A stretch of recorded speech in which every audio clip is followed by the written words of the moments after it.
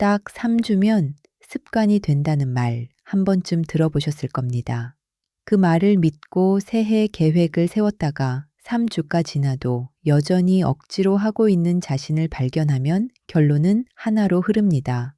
역시 나는 의지가 약해. 그런데 만약 문제가 의지가 아니라 애초에 잘못 알고 있던 기간 때문이라면 어떨까요? 습관이 정말 자리 잡는 데 걸리는 시간을 실험실이 아니라 실제 일상에서 측정한 연구가 있습니다. 이번 영상이 끝나면 세 가지를 알게 됩니다. 첫째, 습관이 몸에 배는데 실제로 얼마나 걸리는가. 둘째, 왜 사람마다 또 행동마다 그 시간이 크게 다른가. 셋째, 이 사실을 학습 지속과 업무, 루틴 설계에 어떻게 쓰는가입니다. 오늘의 핵심 주장입니다. 습관 형성에 걸리는 시간은 정해진 마법의 숫자가 아닙니다. 실제 일상에서 측정하니 행동이 거의 자동이 되기까지 중앙값으로 66일이 걸렸습니다. 그러나 더 중요한 사실은 그 뒤에 있습니다. 사람과 행동에 따라 그 시간은 18일에서 254일까지 벌어졌습니다. 핵심은 며칠이면 된다가 아니라 생각보다 오래 걸리고 사람마다 다르니 그 기간을 버티도록 설계해야 한다는 것입니다. 랠리와 동료들의 2010년 연구를 봅니다. 습관이 만들어지는 과정을 실험실이 아니라 실제 생활 속에서 매일 추적한 현장 연구입니다. 대상은 참가자 96명으로 각자 원하는 행동 하나를 정했습니다. 점심 먹고 물 한 잔 마시기, 저녁 식사 후 15분 걷기처럼 먹기와 마시기, 운동 중 하나였습니다. 조건은 매일 같은 신호 뒤에 그 행동을 하도록 한 것입니다. 아침 식사 후처럼 시점을 고정한 것이 핵심입니다. 측정은 12주 동안 매일 그 행동이 얼마나 의식하지 않아도 저절로 되는지를 스스로 점수로 기록했습니다. 분석은 자료가 충분한 82명의 자동성 점수가 시간에 따라 어떻게 오르는지 곡선을 그려 살폈습니다.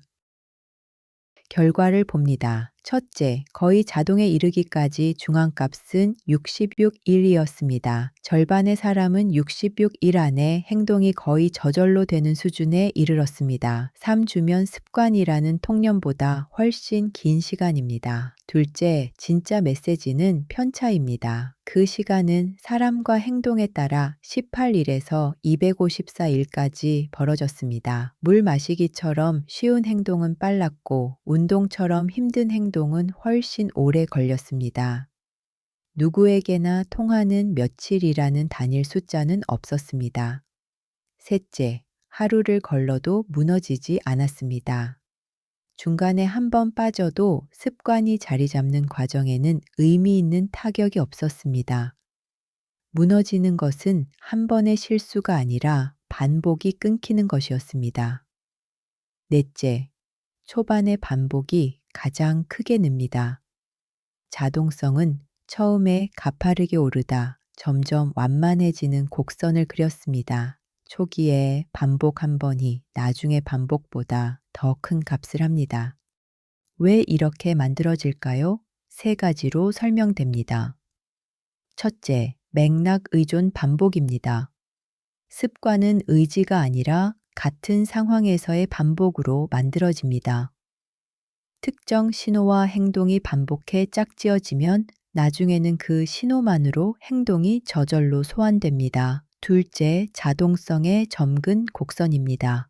반복이 쌓일수록 행동은 점점 더 적은 노력으로 실행되지만 그 상승은 무한하지 않고 한계치를 향해 완만해집니다. 그래서 초반의 꾸준함이 곡선의 기울기를 결정합니다. 셋째, 의지의 유한함입니다.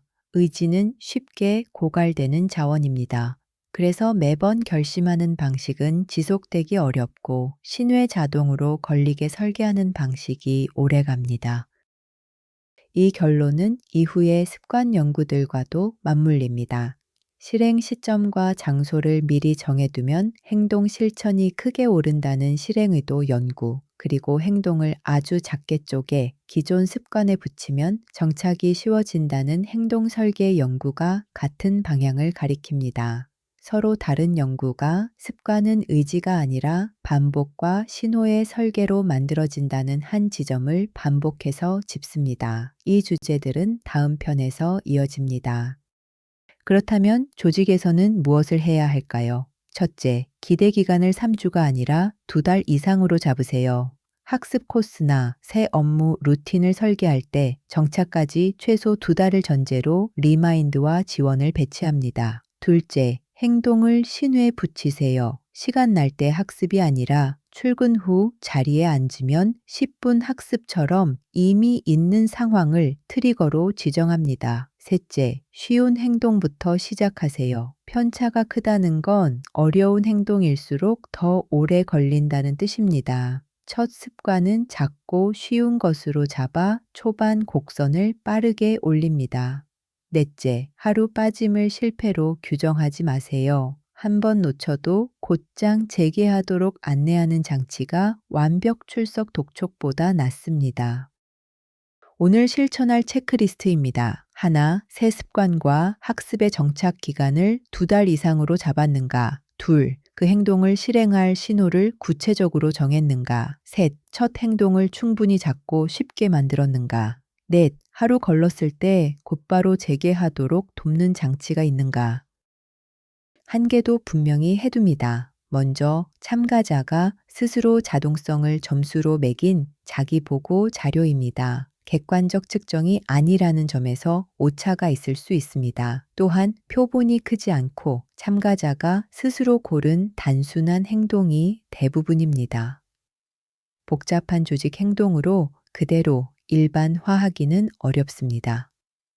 그리고 중앙값 60/1은 이 표본의 특정 숫자일 뿐 모든 사람과 모든 행동의 공식이 아닙니다. 오히려 이 연구의 진짜 결론은 정해진 숫자는 없다는 것입니다.